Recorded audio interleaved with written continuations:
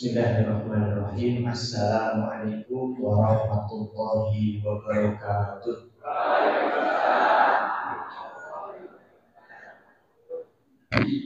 Nahmaduka ya dzal jalali wal ikram.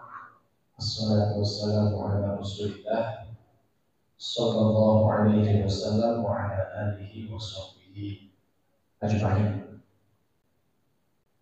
Yang kami hormati para pengurus PDI, yang menghormati tentunya yang ada di sebelah kanan dan kiri saya, narasumber kita Bapak Ibu yang hadir dalam kesempatan talk show Postina pada hari ini.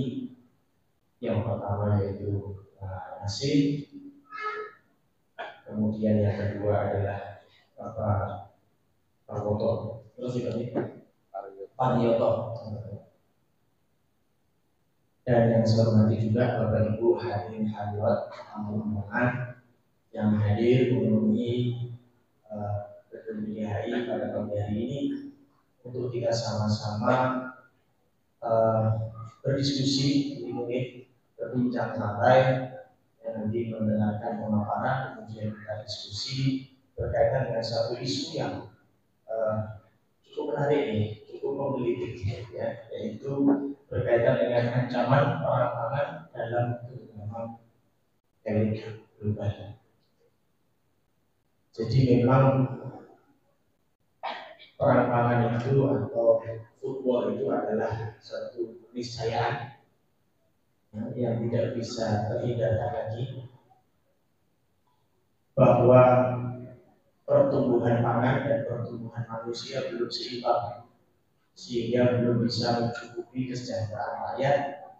Lebih lagi, peredaran pangan ini masih beredar di elit-elit global. Nanti kita akan diskusi lebih banyak Bapak Ibu terkait dengan hal ini.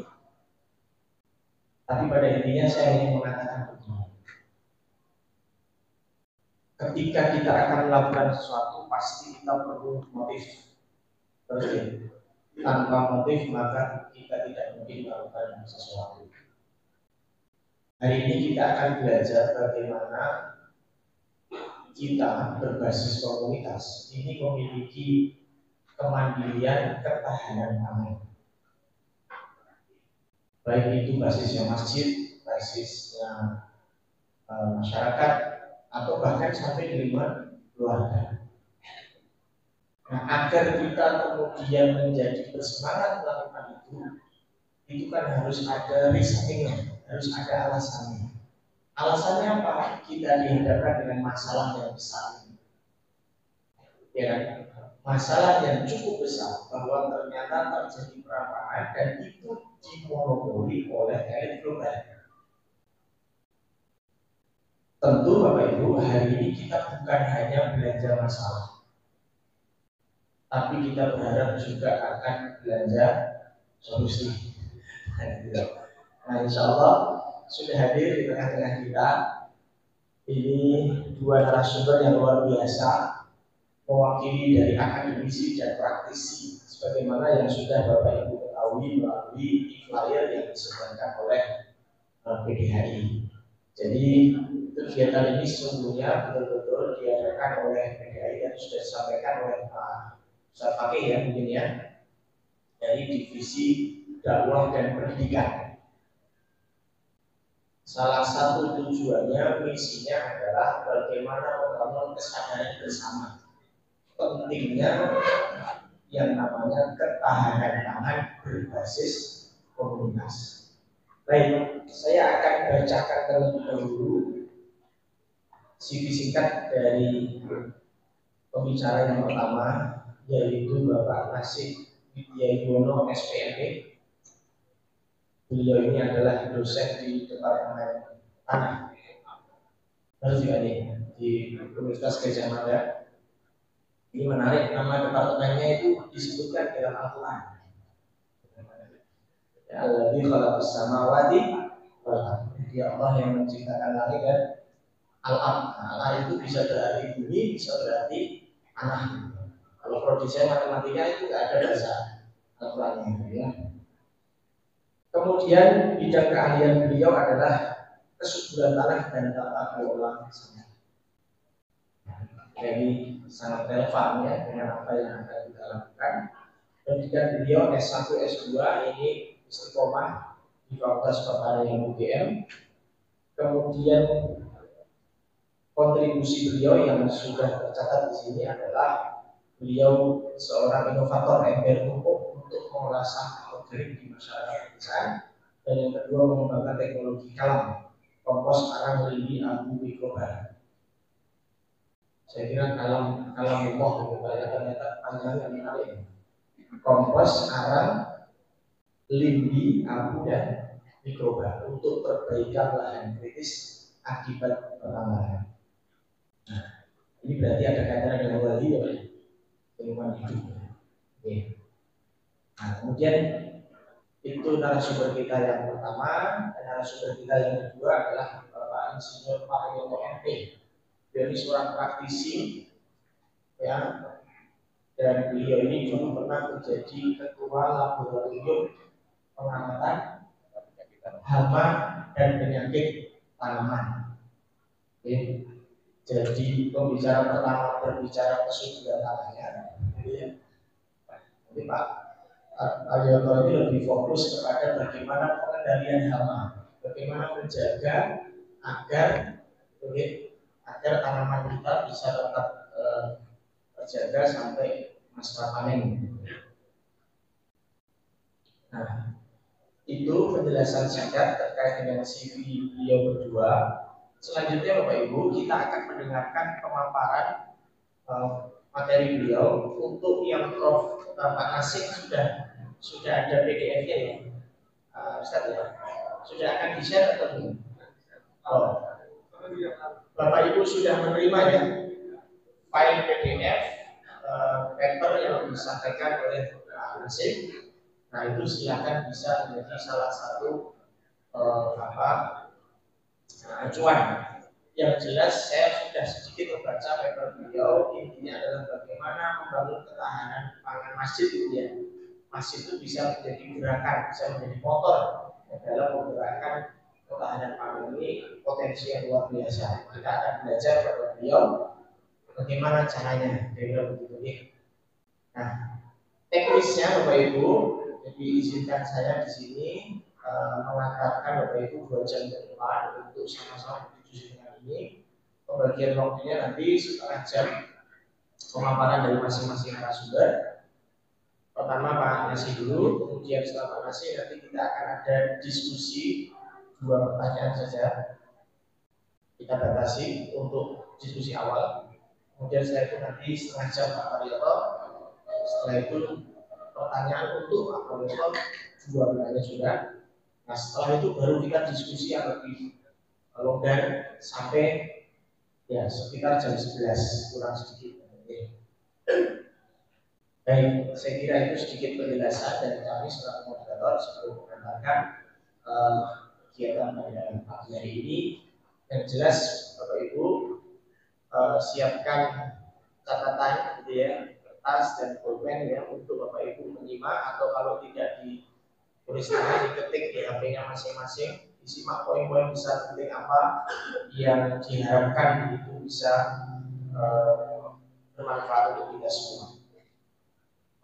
Untuk itu selanjutnya waktu yang pertama kami persilahkan kepada Pak Nasib untuk setengah jam ke depan menyampaikan ide dan gagasan terkait dengan ketahanan pangan masjid tadi.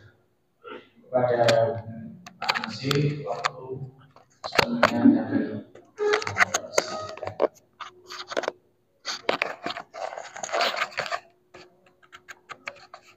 tes. Itu cuma buat apa recording. Saya kira. Assalamualaikum warahmatullahi wabarakatuh.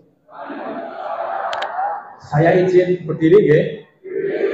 Kenapa berdiri? Karena saya bisa melihat yang belakang dan juga saya kelihatan. Karena kalau suara saja nanti malah ngantuk.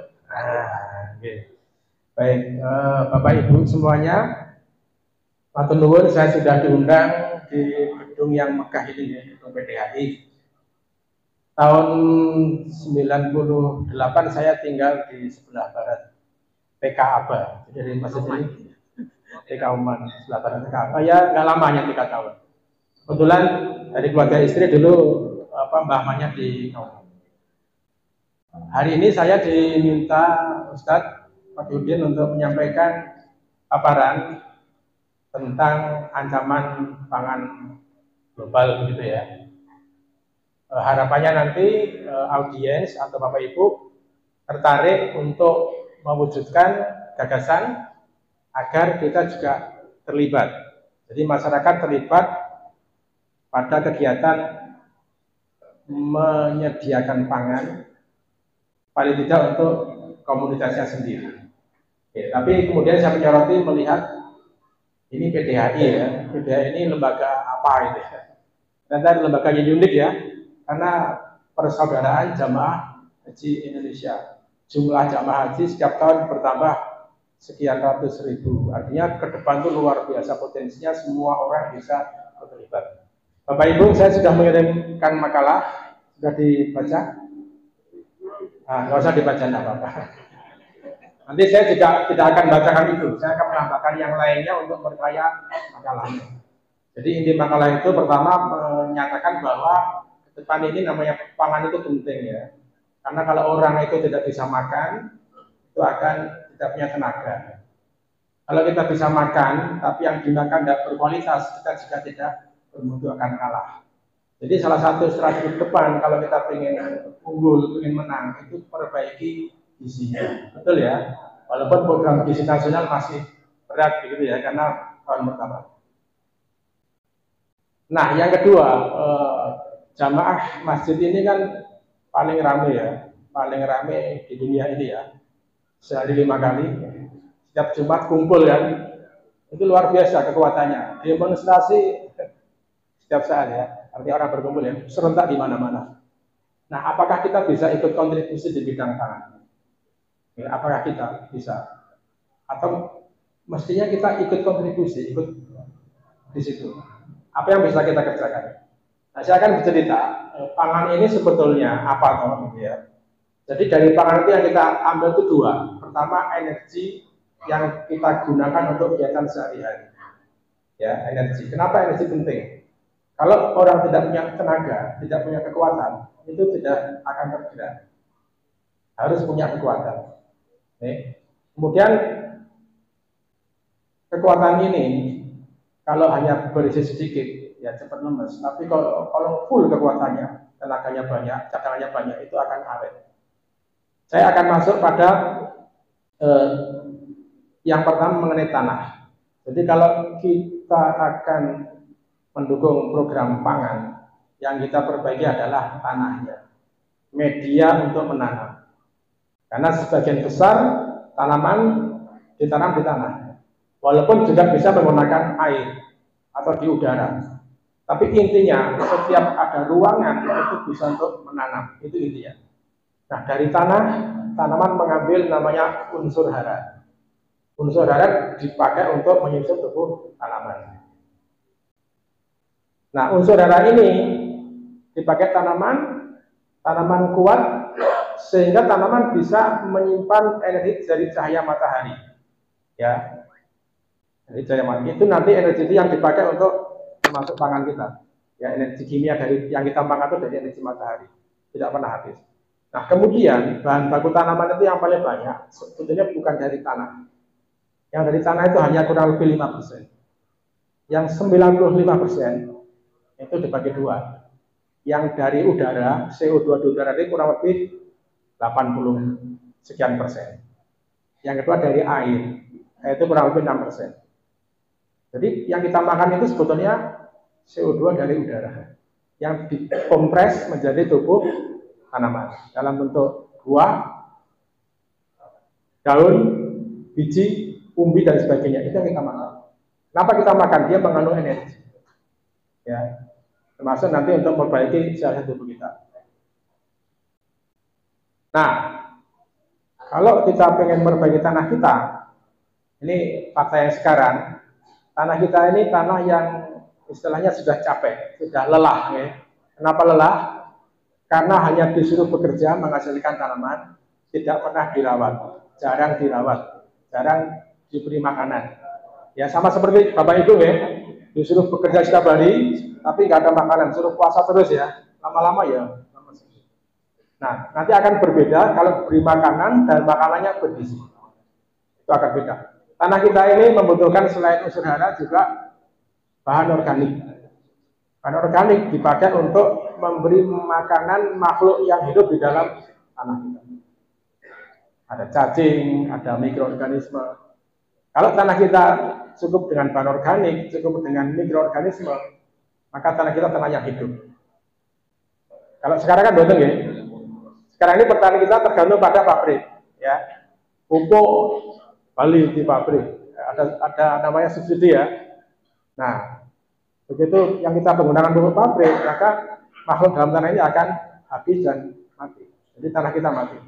Saya ingat dulu waktu masih SMA ya, itu diterangkan mengenai ihyaul mawat, menghidupkan tanah yang mati. Artinya apa?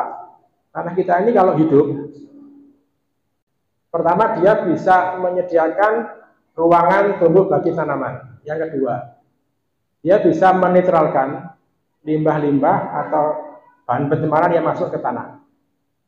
Ya. Yang ketiga, tanah kita ini kalau misalnya ada masalah kekeringan, serangan penyakit, itu dia bisa menyembuhkan dirinya sendiri.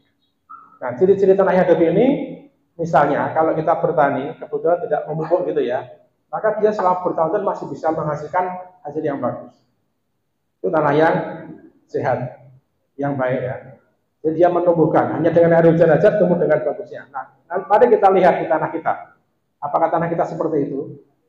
Nggak usah dipupuk, subur ya. Ataukah kita harus mupuk? Nanti dilihat. Nah, kalau tanah pertanian, saya yakin sebagian tanahnya tanah yang sudah sakit. Tidak dipupuk, dia tidak akan memberikan hasil. Tapi kalau tanah-tanah hutan yang nggak pernah dipupuk, sampai sekarang hutannya masih tetap lebat. Hutan yang tidak diganggu manusia masih tetap lebat. Mengapa? Karena di dalam tanahnya itu banyak sekali makhluk yang menghidupkan tanaman.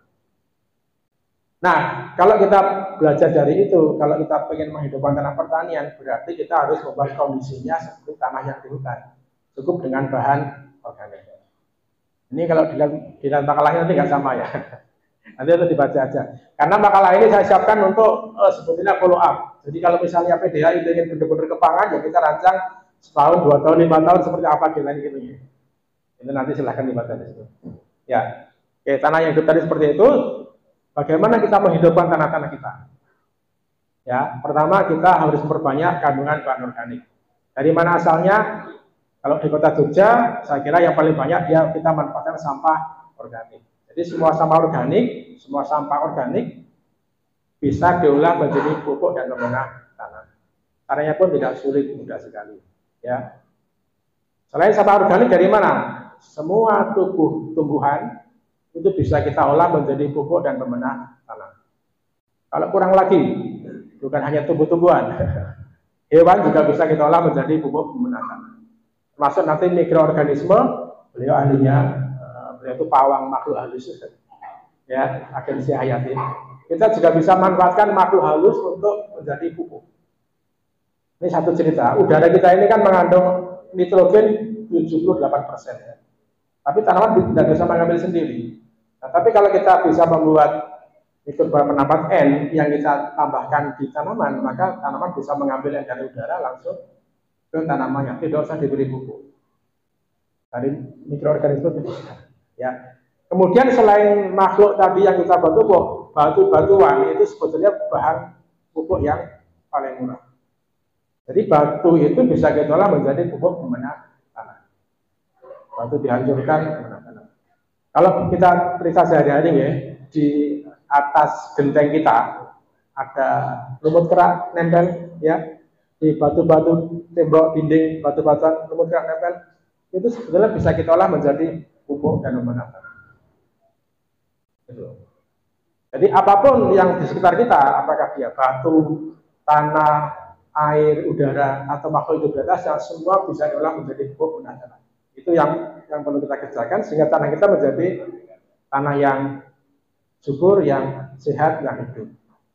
Nah, indikator yang pertama, kandungan organik di atas 3%. Kalau seperti itu kita punya tanah, 5-10 tahun ditanami akan subur terus-menerus. Ya.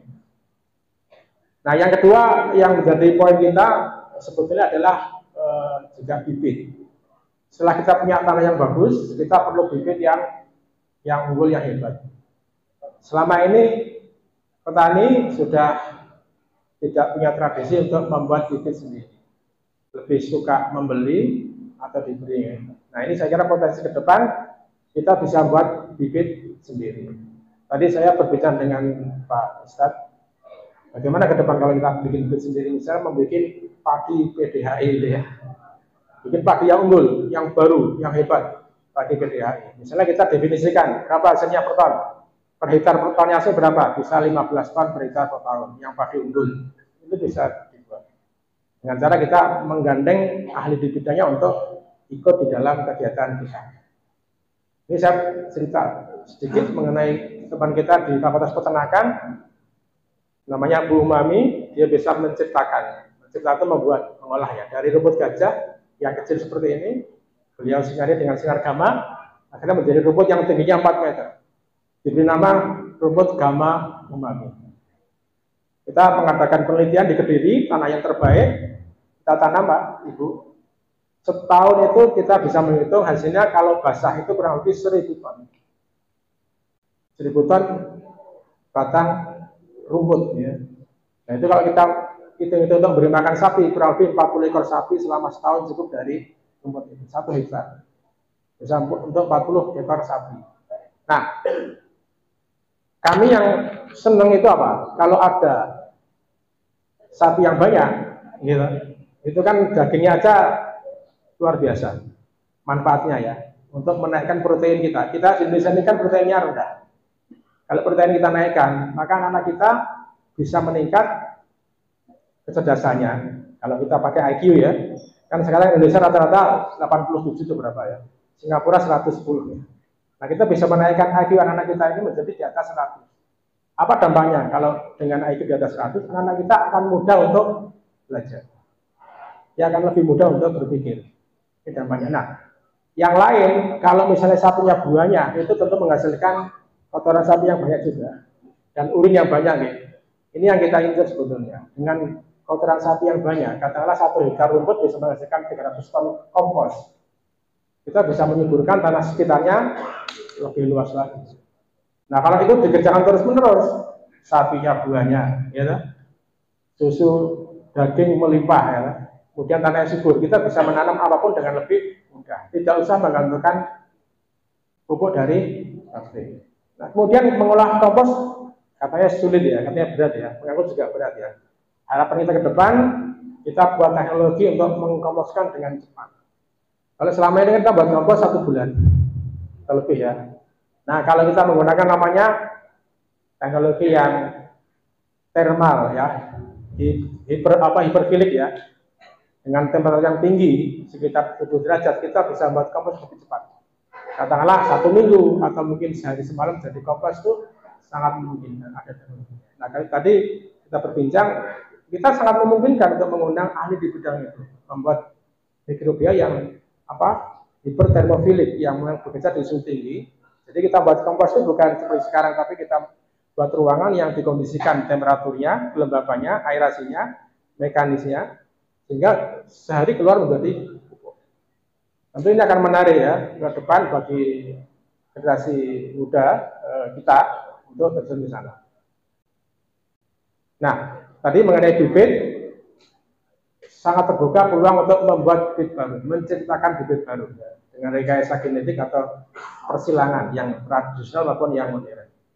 Kebetulan kami kenal baik dengan kawan yang di Panah Merah. Panah Merah itu perusahaan MNC ya, yang orang tuanya induknya dari Belanda. Karena sudah generasi keempat. Dia menguasai 50 pasar bibit sayuran Panah Merah. Saya kenal baik dengan Pak Sunardi namanya. Pak Sunardi itu yang tangannya bisa membuka bank benihnya. Jadi ruangan itu hanya dengan tangan beliau bisa masuk ke dalam. Disimpanlah benih-benih yang bagus. Nah, maksudnya apa? Kita bukan mencari benihnya, bukan, tapi dengan keahlian beliau, pengalaman beliau, ke depan kita juga bisa memungkinkan membuat benih yang unggul, katakanlah benih PDHI gitu ya, misalnya kelompok PDHI. Saya kira itu peluang terbuka, ya peluang terbuka. Jadi kita bukan hanya nanam lombok untuk kita sendiri, tapi kita membuat bibit lombok untuk disebarkan ke potensi masjid kurang lebih 1 juta masjid di Indonesia, Pak ya. Ini kalau ada komunikasi antar masjid itu peluang yang luar biasa, bisa menembus kemana-mana. Itu prospek yang dibutuhkan di sini. Itu benih dari tumbuhan ya. Jadi tanaman apa saja yang kita produksi, insya Allah ada teknologi untuk membuatnya. Di samping tumbuhan juga hewan. Saya kira hewan juga ketergantungan kita ya. Misalnya sapi masih ada inseminasi buatan atau ayam, kita tergantung pada pabriknya. Apa tidak mungkin kita bikin sendiri? Sangat mungkin ya. Oke, kemudian tadi tanaman. Nah, yang berikutnya saya kira masalah pengolahan hasil pertanian ya, pangan ya. Nah, salah satu kendala yang dihadapi komunitas biasanya kalau dia bisa menanam, itu menjualnya mana ya. Kita sering beri pelatihan di pupuk cair ya, dari sampah itu bisa diolah menjadi pupuk lindi namanya. Biasanya pertanyaan begini, kalau kami sudah bisa produksi pupuk, itu terus menjualnya kemana? Siapa yang mengambil? Siapa yang mengambil? Nah, ini perlu dipikirkan jangka panjang. Banyak skemanya. Kalau kita dari skema ekonomi, tentu yang kita harapkan ada penghasilan dari produksi kita. Nah, kalau misalnya kita berbicara mengenai pupuk, saya akan membantu karena saya pribadi meneliti di bidang pupuk, ya, kita bisa bantu formulasi sehingga pupuk yang dibuat layak untuk dijual secara nasional. Ya, ada uji mutunya, ada uji efektivitas. Itu memungkinkan, ya pupuknya. Yang kedua, seandainya bukan dijual, ada juga skema pupuk itu dihibahkan. Ya, jadi misalnya kota ini kan banyak sekali sampah organik ya, bingung mengolahnya. Kalau itu bisa diolah menjadi pupuk semuanya, kemudian kita kirim ke desa yang butuhkan, mereka nggak usah beli, ya, tapi mereka pakai. Nanti kan tanahnya subur. Kalau subur kan hasilnya melimpah. Mereka juga bingung harus membuang hasilnya. Kota kan menerima. Ya nggak usah beli, jadi muter aja.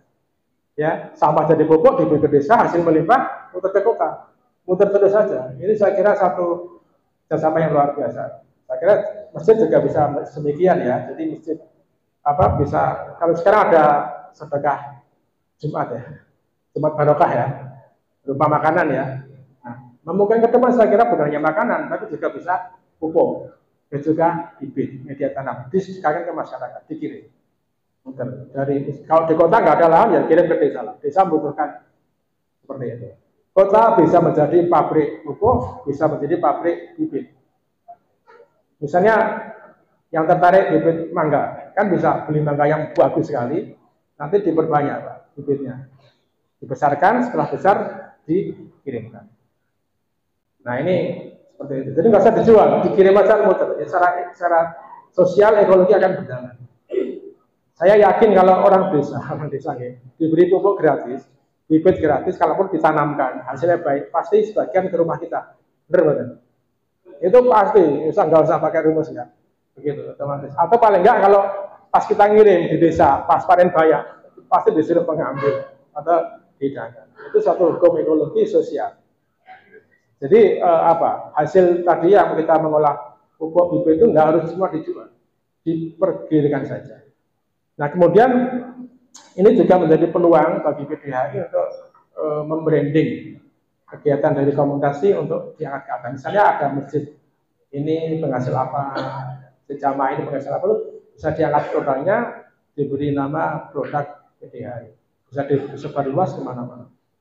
Jadi nanti ada macam-macam kelompok ya dengan wilayahnya masing-masing. Ada produsen ayam, produsen kambing, ya, produsen ini bisa muter begitu. Nggak harus sama jatahnya, ini malah saling melengkapi. Ini peluang yang kita berikan. Nah, saya kira tidak banyak materi saya, tapi bagaimana ke depan agar itu menjadi kenyataan. Saya mendengar tadi Ustadz itu sudah sekian puluh tahun, pengen punya angan-angan, tapi kok gimana caranya ke depan ya? Saya kira yang ke depan yang perlu kita kerjakan, pertama harus ada dari jamaah ini yang punya angan-angan untuk menekuni di bidang pertanian atau produksi biomasa. Entah dia memperbaiki tanahnya, menyediakan sarana produksi, atau dia memang bertani langsung, atau menjualnya atau mengolahnya. Jadi perlu ditekuni. Kemudian yang kedua, tentu saja PDHI harus bekerjasama dengan lembaga yang ada. Apakah dari Muhammadiyah misalnya yang punya banyak sekali perguruan tingginya, atau kampus UGM, UIN, ya, atau UNI dan sebagainya, UI, banyak sekali. Ya, bersama seperti itu. Kemudian yang ketiga, saya kira PDHI perlu juga membuat mungkin pesantren ya atau pondok pertanian begitu ya, entah di mana tempatnya, sehingga itu menjadi tempat untuk belajar. Dan yang terakhir saya kira ini yang saya melihat yang Rawoh ini sama dengan saya usianya gitu, 60 lebih sudah manula itu ya. Ini peluang bagus nih kalau kita bikin pesantren manula gitu ya, kita berkunjung kemana selama sehari 2 hari untuk liburan sambil menikmati kegiatan bertani, saya kira itu menyenangkan ini, muter-muter. Ini menjadi peluang dunia pertanian menjadi tempat hiburan bagi bapak-bapak atau ibu yang sudah pensiun dari pekerjaan rutinnya. Sekarang banyak sekali mereka yang sudah selesai bekerja di kantor Pak, itu akhirnya belajar bertani yang santai ini ya. Nanam ada dipetik, dimasak itu kan menyenangkan. Ini sangat menjadi peluang terbuka bagi PDHI untuk membuat seperti itu.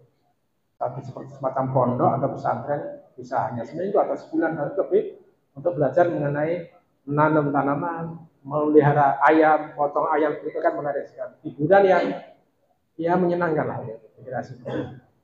Dan berikutnya saya kira saya mengusulkan untuk PDHI untuk melaksanakan apa ya, katakanlah reformasi organisasi itu ya. Jadi mungkin melibatkan banyak anak muda untuk ikut di lembaga ini, terutama untuk membuat menjadi terkenal menggunakan media sosial itu ya, apakah Instagram, YouTube, TikTok macam-macam. Intinya apa? Intinya mengajak orang-orang untuk membuat bumi lebih subur, menghasilkan tanaman lebih banyak, membuat pangan lebih melimpah gitu ya, sehingga dampaknya nanti apa? Perbaikan kualitas manusianya, perbaikan generasi penerus kita. Nah kalau kita punya keturunan yang pinter-pinter, yang soleh itu ya, yang kreatif, saya kira masalah seperti ini itu akan cepat terselesaikan. Kadang-kadang otak kita ini pengen berpikir macam-macam kan, tidak semua selesai dengan sendiri, Pak. Kita butuh orang lain. Nah, orang inilah yang harus kita ciptakan. Kita menciptakan setiap anak-anak generasi baru itu orang-orang yang hebat, yang kuat ya di bidang fisik, kemudian juga rohaninya, sehingga dia bisa memikirkan yang lebih luas lagi. Saya kira itu dulu saja materinya. Saya senang kalau ada diskusi untuk memancing pola berikutnya. Terima kasih. Assalamualaikum warahmatullahi wabarakatuh. Ini juga tepuk tangan untuk Pak Hasim. Terima kasih. Nanti bergantian.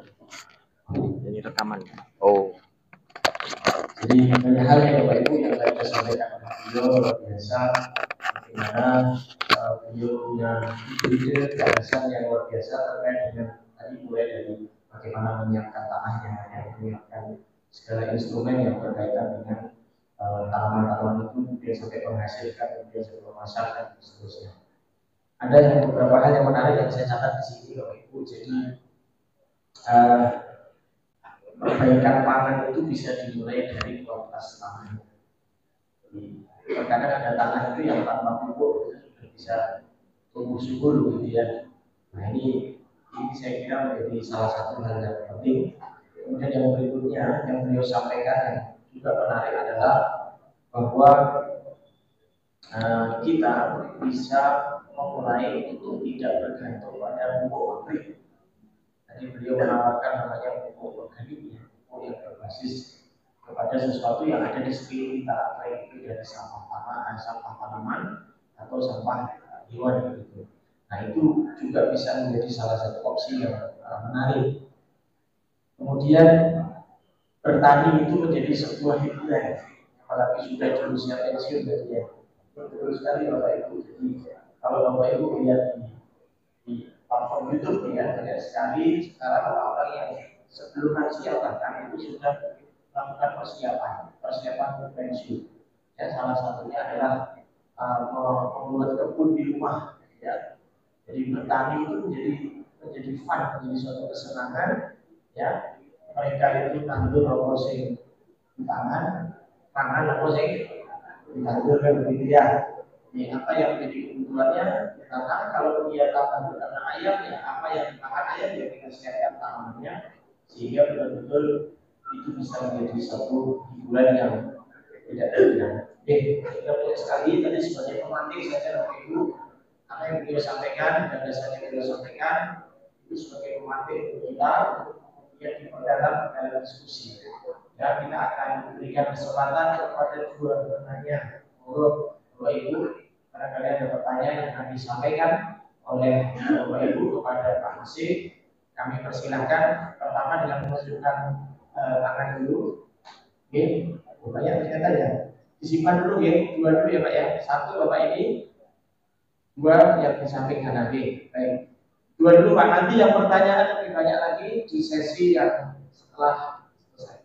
Terus saya panitia bisa membantu. Mohon bisa disebutkan namanya Pak. Dari mana?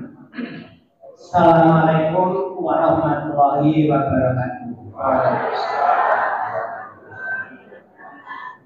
Bapak-bapak petugas untuk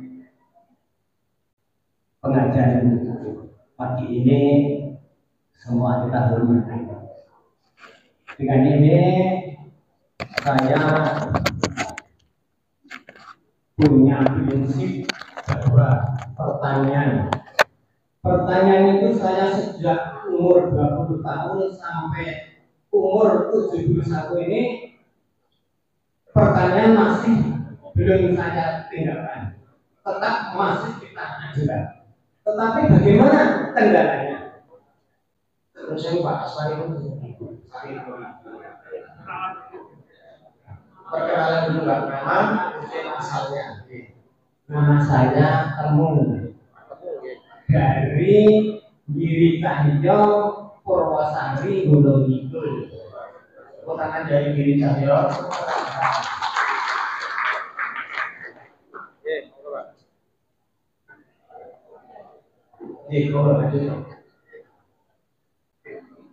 Kendala masalah pertanian ini pada tahun 2000 ke bawah itu mudah pertanian, rapuh, mudah dicari.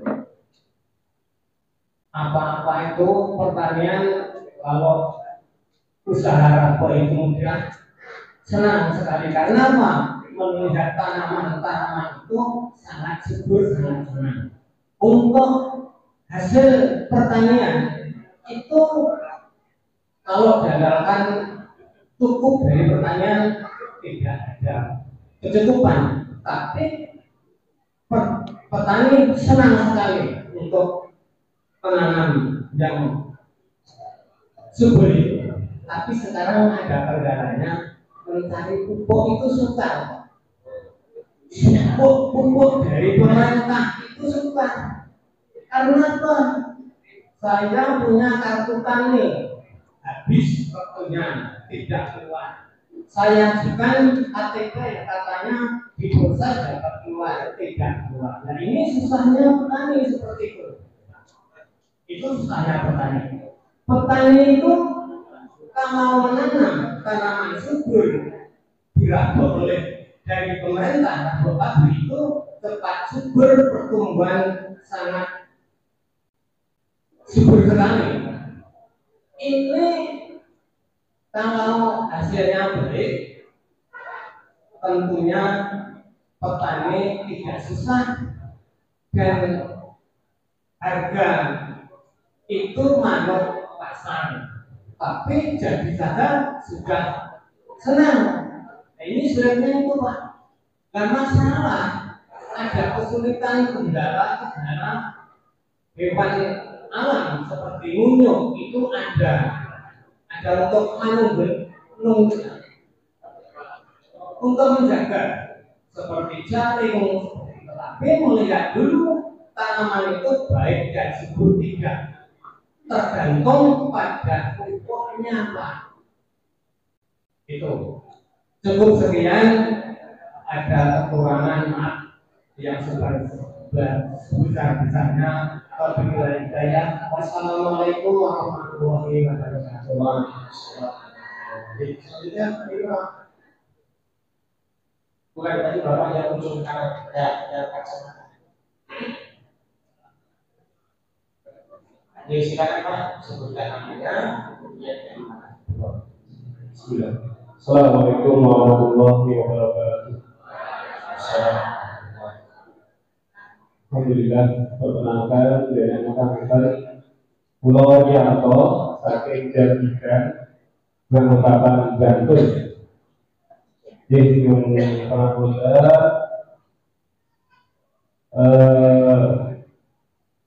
sebenarnya bukan mau main, minta pertimbangan Ustaz. Kalau tadi disampaikan itu kalau misalnya bukan mau sepuk itu bertarik pun wajar. Nah mungkin kalau hari ini melalui sadar dan mewakili kaum muda, tapi kaum muda Masih sangat seperti masya Allah. Padahal rambutnya sudah udah ya. Gimana?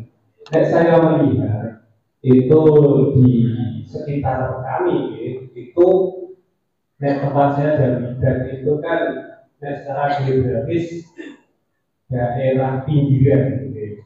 Di kanan kota, kanan desa ngaturnya dengan kota. Kira daerah kota ya desa. Nah intinya gini, kaum muda di daerah kami itu malah cenderung apa nih? Walaupun sawah kami itu ya masih cukup banyak, tapi yang kaum muda itu malah justru suka bekerja di kota, gitu. Ya seperti itu. Nah mungkin yang saya tanyakan itu bagaimana caranya untuk kaum muda ini bisa lebih tertarik untuk bertani akhirnya seperti itu. Karena dilihat di tempat kami ya, bertani itu konsen kayak dihitung-hitung itu orang cucuk lah. Apalagi saya rumah dia lebih saya bisa lebih duit, namanya seperti itu. Nah mungkin itu yang saya sampaikan, bagaimana caranya biar anak muda itu bisa lebih tertarik untuk bertani. Toyo saya orang tipis ya. Kemudian bahasa saya gaduh-gaduh. Jauh lalu dia mana Assalamualaikum warahmatullahi wabarakatuh. Ibu, Masya Allah ini jawab pertanyaan luar biasa. Pertama dari Pak Temu tadi ya, beliau sangat bangga bertani sudah tidak dilakukan. Sudah dalam 51 tahun bertani gitu ya. Dan beliau melihat tren itu berubah. Jadi dulu itu pupuk itu mudah ya, sebelum era 2000-an ya. Tapi sekarang agak sulit dan kadang sulit didapatkan dan itu bisa menghambat dalam proses pertumbuhan tanamannya.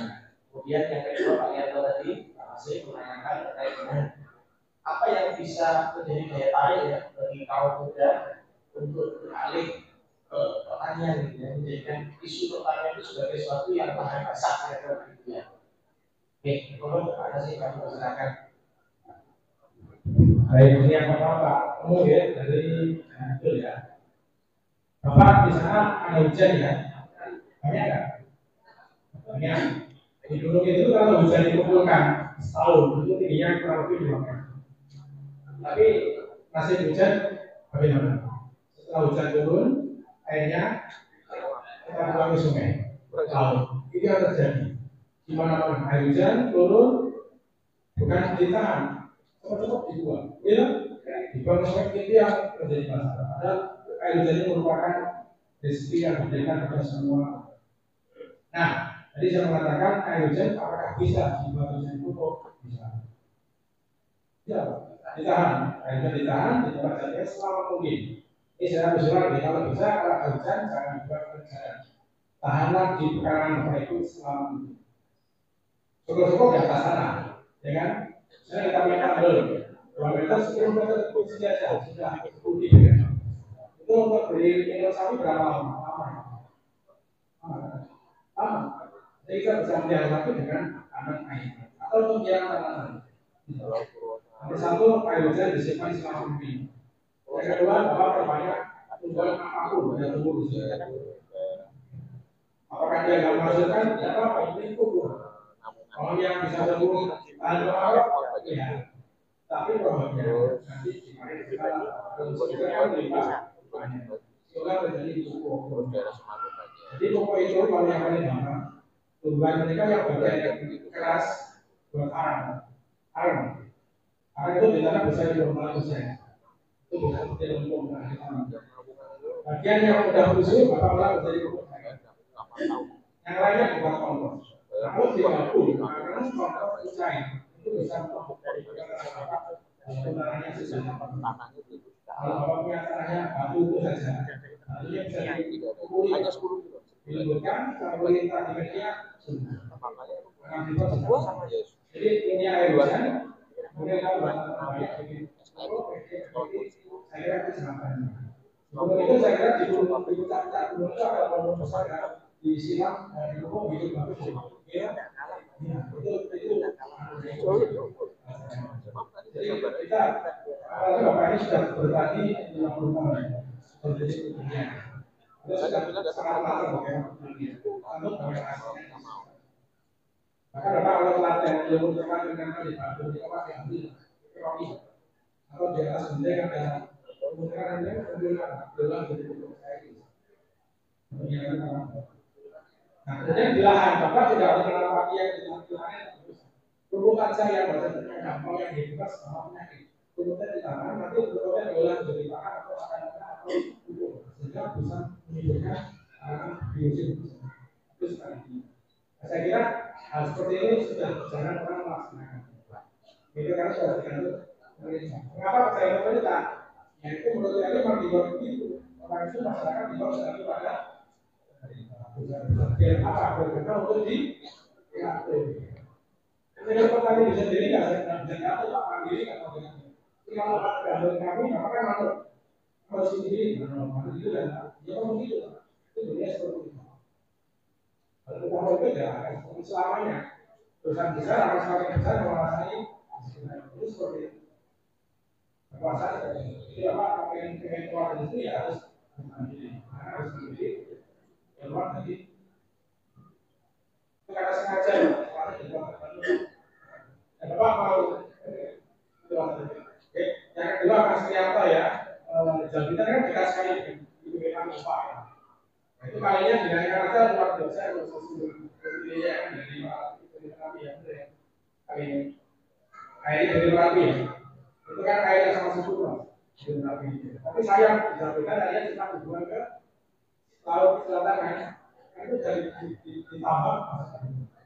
Nah, peluangnya bagaimana membuat anak muda tertarik pertanian? Nomor satu, bertani itu nggak harus semua orang, Mas. Sedikit aja, nggak apa-apa lama.